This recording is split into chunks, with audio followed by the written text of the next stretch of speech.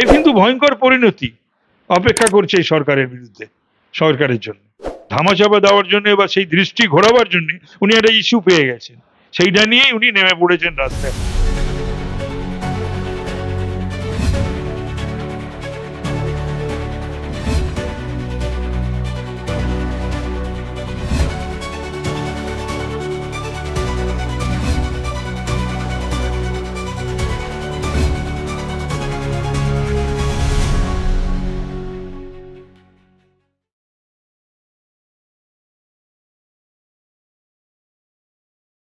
না, এই যে 1800, কেউ বলছে 3, 4, 6, যাই হোক, এটা আংশিক, এটা সকলেই জানে, এটা হাইকোর্টও জানে, সুপ্রিম কোর্টও জানে, দুপক্ষের উকিল জানে, সরকার জানে, এসএসসি জানে, সকলেই জানে, আমরাও জানি, সাংবাদিকগুলো জানে, এটা আংশিক।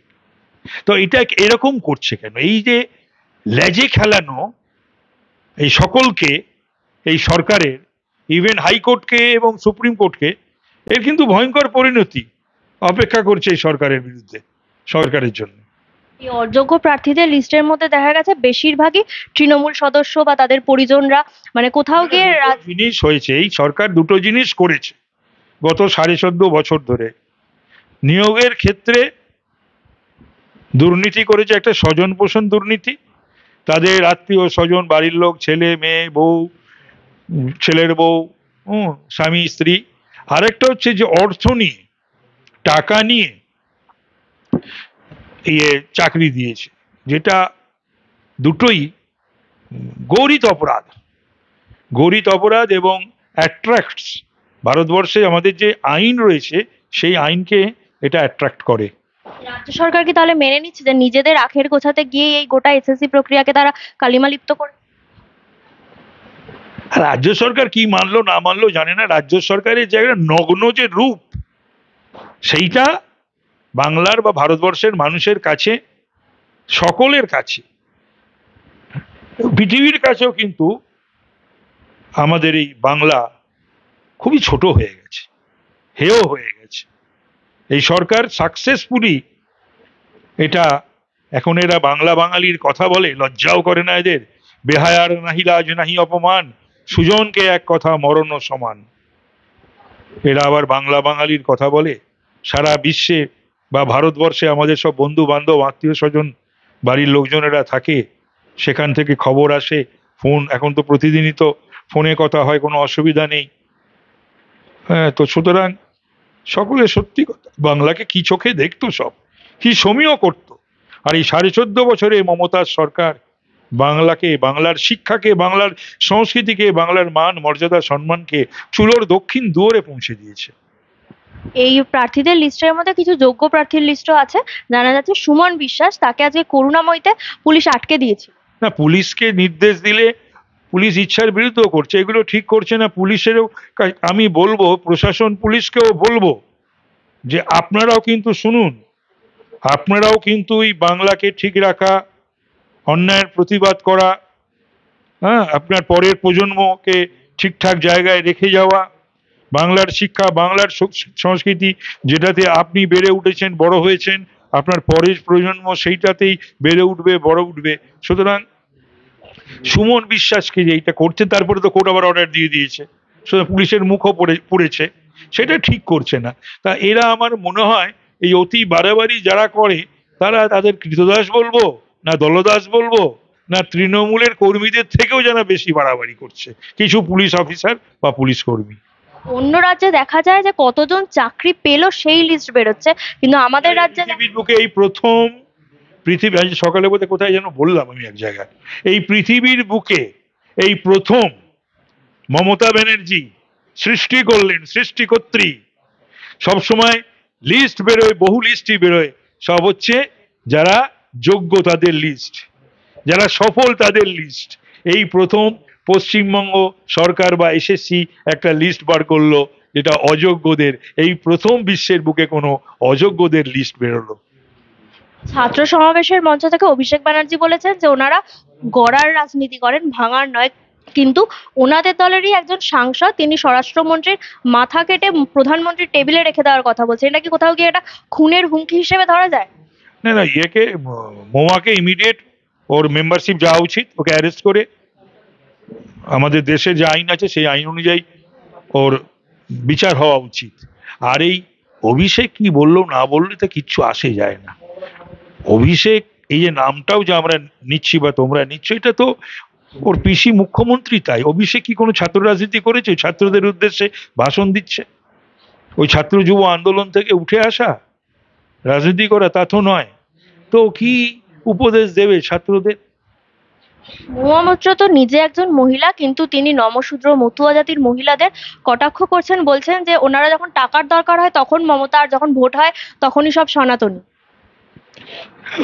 মহুয়া সম্বন্ধে যত কম বলা যায় ততই ভালো। ইতিমধ্যেই পার্লামেন্ট, দিল্লি, ভারতবর্ষ, বাংলাদেশ, শুধু তৃণমূলই বুঝলো না। আর পয়সা নিয়ে যে বিদেশে পয়সা নিয়ে যে প্রশ্ন করে পার্লামেন্টে, একটা কি বলে হাউসের হয়ে, ধনী হাউসের হয়ে, তারপরে মেম্বারশিপ যায় এবং নিজের পাসওয়ার্ডটা পর্যন্ত অন্যকে দিয়ে দেয়, দিয়ে তাকে প্রশ্ন করতে দেয়, সেই প্রশ্ন তারা তৈরি করে দেয় কোনো একটা বিগ হাউস, অর্থবান একটা হাউস, কর্পোরেট হাউস, আর সেই প্রশ্নগুলো তিনি পয়সা নিয়ে তোলেন পার্লামেন্টে, তার জন্য তার মেম্বারশিপ গেছে। সুতরাং এই সমস্ত বাংলার মানুষকে আমি বলবো আগামী দিনে দয়া করে এই সমস্ত মানুষদের ভোট দিয়ে অ্যাসেম্বলিতে বা পার্লামেন্টে পাঠাবেন না। আপনাদেরও একটা দায়িত্ব রয়েছে। কাদেরকে পাঠাচ্ছেন এমএলএ করে, মোবাইল ছুড়ে দিচ্ছে, কাদের পাঠাচ্ছেন এমপি করে, পয়সা নিয়ে প্রশ্ন তুলছে, এটাও ভাবা উচিত বাংলার মানুষের। দাদা, আপনি একটা সময় ছাত্র রাজনীতি করেছেন, আমরা জানি যে প্রায় 10 বছর হয়ে গেল আমাদের রাজ্যে 9 বছর। হ্যাঁ, 9 বছর কোনো নির্বাচন হয় না কলেজগুলোতে। মনোজিতের মতো প্রাক্তনীরা কলেজে রাজ করছে, কিন্তু ছাত্র সমাবেশের যে মঞ্চ, সেখান থেকে একবারও ছাত্র রাজনীতি বা ছাত্রদের নির্বাচনের কথা তোলেননি মনে হয়। বলবে কোন মুখে? মমতা অভিষেক তো এটা বলতে পারতো। এটা আবার গণতন্ত্রের কথা বলে। 9 বছর সমস্ত কলেজ ইউনিভার্সিটির ইলেকশন, ছাত্র ইউনিয়নের ইলেকশন বন্ধ করে রেখে দিয়েছে। এটা কোনোদিন কংগ্রেস আমলে হয়নি, এটা কখনো 34 বছরের সিপিএম এর আমলে হয়নি। এই তৃণমূলের আমলে, মমতার আমলে হচ্ছে। তো তার ফলে যা হয়, 9 বছর আগে যে পাস করেছে বা তারও আগে, বাবা ছেলে, কাকা ভাইপো, মামা ভাগ্নে, সমস্ত এরা সমস্ত কলেজের ইউনিয়ন চালাচ্ছে, তাতে যা হয় তাই হচ্ছে। মনোজিৎ মিশ্ররাই তো এখন সমস্ত কলেজ আর ইউনিভার্সিটিতে দাপিয়ে বেড়াচ্ছে। গান্ধী মূর্তির পাদদেশে যে তৃণমূলের ধর্ণা মঞ্চ হয়েছিল ভাষা আন্দোলনের জন্য, সেটা আজকে আর্মিরা ভেঙে দিয়েছে। সেখানে দেখা গেছে খোদ মুখ্যমন্ত্রী নিজে এসেছেন, কিন্তু রাজ্যের এত ইস্যু হয়, কোথাও ওনাকে এত তাড়াতাড়ি আসতে দেখা যায়। সেটার দুটো কারণ। কারণ একটা, উনি ইস্যু খুঁজছিলেন যে এই যে এখন তো ওনার খুবই অপমান, মানে যদি লজ্জা থাকে, অবশ্য আমি একটা বলেছি আগে, বোধহয় বললাম, বেহায়া নাহি লাজ নাহি অপমান, সৃজনকে এক কথা মরণ সমান। এই যে একটা টেন্টেড লিস্ট, অযোগ্যদের লিস্ট বেরিয়েছে, তো সেইটাকে ধামাচাপা দেওয়ার জন্য বা সেই দৃষ্টি ঘোরাবার জন্য উনি একটা ইস্যু পেয়ে গেছেন, সেইটা নিয়েই উনি নেমে পড়েছেন রাস্তায়। তবে সেনাবাহিনীকে নিয়ে, সেনাদের নিয়ে তো এটাও উনি জানেন না, ওনার সঙ্গে যারা দাঁড়িয়ে রয়েছেন তারা বলবেনও না, তাদেরকে নিয়ে ইস্যু করা যায় না। সেনাবাহিনী কোনো রাজনৈতিক দলের নির্দেশে চলে না। তাহলে বলতে হবে যে উনি এই বিজেপি সরকারেও ছিলেন, উনি কংগ্রেস সরকারেও ছিলেন, এনডিএতে ছিলেন, ইউপিএতেও ছিলেন। তাহলে উনি কি কখনো দেখেছিলেন এইভাবে? অন্তত আর যাই হোক, সেনাবাহিনীকে ছোট করার চেষ্টা করবেন না, এটা ভালোভাবে নেবে না, বাংলার মানুষও নেবে না, ভারতবর্ষের মানুষও নেবে না। তো যাই হোক, তার মানে ওনার ব্যাপারটা এরিয়ার বাদে, যদি মিলিটারি এরিয়ার, ইস্টার্ন কমান্ডের এরিয়ার মধ্যে, বেঙ্গল এরিয়ার মধ্যে যদি থাকে, তাহলে কর্নেল কিউ ল্যান্ডকে চিঠি করতে হয়, তারা পারমিশন দেয় এবং একটা টোকেন মানিও জমা করতে হয়। হয়তো এই সমস্তগুলো হয়নি। এবার তিনি তার জায়গায় কি করবেন না করবেন, তবে এটাও তো দুর্ভাগ্যের বিষয় যে 89 বার বিজেপিকে কলকাতা হাইকোর্টের দ্বারস্থ হতে হয়েছে মিছিল আর মিটিং করবার জন্যে। আমাদেরও আজকে মহিলা মোর্চার মঞ্চটাকে এই জোড়াসাঁকো থানা খুলে দিয়েছে এই মুরলীধর সেন লেনের অফিসের সামনে সেন্ট্রাল এভিনিউর যে মঞ্চটা। তাহলে পরে প্রধানমন্ত্রীর মাকে নিয়ে কুকথা বলা হচ্ছে, তার জন্য পুলিশ বিজেপির একজনকে গ্রেফতার করেছে। এটা যদি ঠিক উল্টোটা হতো তাহলে পুলিশ কার পক্ষ নিত? যদি মুখ্যমন্ত্রীর মায়ের নামে বা ওনার পরিজনদের নামে মানে কুকথা বলা হতো, বিজেপি সেখানে গিয়ে আক্রমণ চালাতো। না, বিষয়টা হলো যে পুলিশ এখন মমতার কথায় ওঠে বসে, দলদাস কৃতদাস। এই পুলিশ আমি কখনো দেখিনি, এটা মেরুদণ্ডহীন পুলিশ। পুলিশের গোষ্ঠী মা স্ত্রী তুলে কথা বলছে, সেই পুলিশই আবার ওকে কি একেবারে এক্স না ওয়াই ক্যাটাগরির ওকে সিকিউরিটি দিয়েছে, তো ওকে তারা সেই পুলিশই ঘিরে রাখছে। আর মাগুর মাছ বিক্রি করতো তাকে স্যার স্যার বলছে, তো কি হবে এই পুলিশের বলা উচিত ছিল যে নো, ও যতক্ষণ না ওর কোনো একটা ওর বিরুদ্ধে কোনো এই সরকার বা আমাদের সুপিরিয়ররা কোনো ব্যবস্থা নেবে ততক্ষণ পর্যন্ত আমরা ডিউটি করব না, আমাদেরকে দিলেও যাব না, ওর সুরক্ষার বন্দোবস্তে আমরা থাকবো না।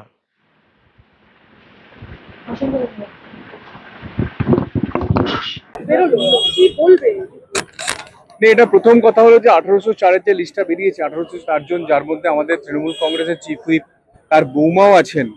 তো আমার মনে হয় যে আরো নাম বেরোবে আগামী দিনে, এবং সেই সমস্ত নামে শুধু তৃণমূল কংগ্রেসের চিফ হুইপের বৌমা নয়, পুরো কালীঘাট পরিবারের নাম বেরিয়ে আসবে।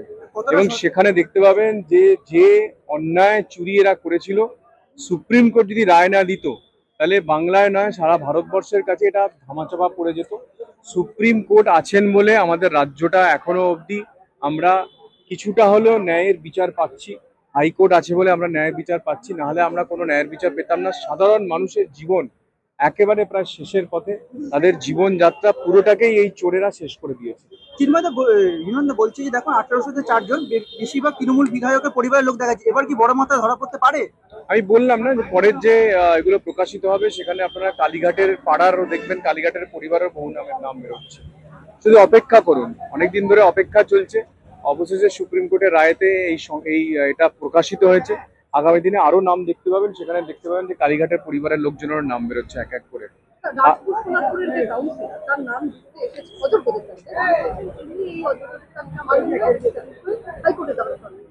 সুপ্রিম কোর্টের রায় বেরিয়েছে, উনি আবার হাইকোর্টে কি করে যাবেন এটা তো বুঝলাম না। যখন সুপ্রিম কোর্ট রায় দিয়েছে তখন আপনি হাইকোর্টে আর যেতে পারেন না, ও হয়তো উনি আইনটা জানেন না। আর সবচেয়ে বড় কথা যে আজকে যে সেশন হলো, যেখানে ওনারা কাল আর পরশুদিন, কাল এবং পরের দিনকে মানে কালকে 2 তারিখ এবং 4 তারিখে ওনারা বাংলা ভাষা বিরোধী যে আন্দোলনটা এখানে করবেন বিধানসভার ভিতরে। আমার তো প্রথম প্রশ্ন যে ওনাদের সাংসদ মহুয়াদি, তিনি আমাদের দেশের স্বরাষ্ট্র মন্ত্রীকে বলছেন যে তার মাথা কেটে নিয়ে মাটিতে রেখে দেবেন, তার মাথা কেটে নেবেন। এটা কোন বাঙালির এটা ঐতিহ্য? আমরা যারা বাংলা ভাষায় কথা বলি, আমরা অ্যাটলিস্ট আমাদের দেশের কোনো সর্বোচ্চ মানুষ যারা মানুষের দ্বারা নির্বাচিত, তাদেরকে এই ভাষায় আমরা আক্রমণ করি না। অবশ্য হ্যাঁ, উনি তো মুখ্যমন্ত্রীর দ্বারাই ট্রেনিং পেয়েছেন, মুখ্যমন্ত্রীও বলেছিলেন প্রধানমন্ত্রীকে যে কোমরে দড়ি বেঁধে উনি উঠবোস করাবেন। তো ফলে অবশ্য ওনাদের কালচারটাই এটা, কিন্তু বাংলা ভাষার কালচার এটা নয়।